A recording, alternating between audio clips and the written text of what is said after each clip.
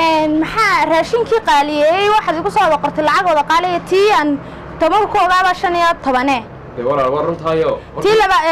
aan ku ogaa 15 20 noqotay waxay sidaan markaa oo walaal meel magaalada ka warhayno inay wax jiraan oo dadka shan bilood ay sii qaadanay raashinkii wallahi maradu wax weynba way hemeynay ilaahay ka baqayn dadkii masaakiinta aanu inta waan gadan karaa dadka masaakiinta maxaad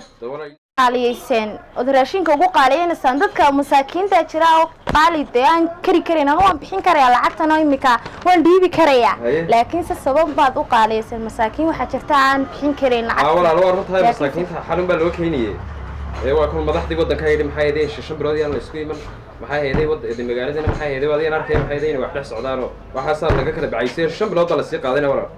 qaadanayntii sidii leeyahay inta la maqnaanay dadka la maqnaanay baa isku dhaweyno marka intaas waraa way kugu kordhay shaydaanka iska naaro lacagta walaal way kugu kordhay walaal haban bixiyay dadka masaakiinta ana walaal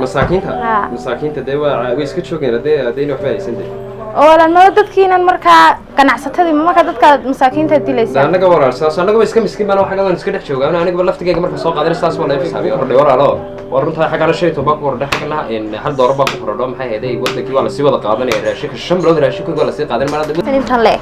waa heeday sidii ku jiraan de mas'uul wadanka Faris baa ku jiro waa kan madaxda jilin maxay shan bilood la soo baxay de raashinka xaafadda baa sii wada qaadanay aniga ku waran waxba ka jira waxa ka horeeyay way ka jiraan ee wadanka marada laftiga waa dhigayso xanuun iyo cunto way kala madax banaan soo xad karatay ma idinka ganacsatada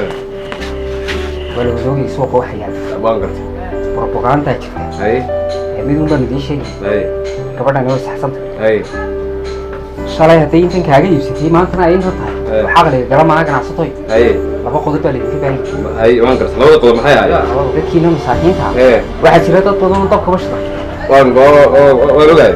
qaar baan kiilo iibsan karay qaar baan laba kiilo maro iibsan karay waan gartay ana $20 bad sheegaysaa qof qor wax macquul ah idinka dalkan idinka dadkana idinka waan gartay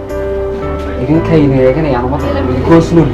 idinka hadda tiraadaan xanuun baa dilaacay idinka rasmiga ku geeysan daada xanuun bay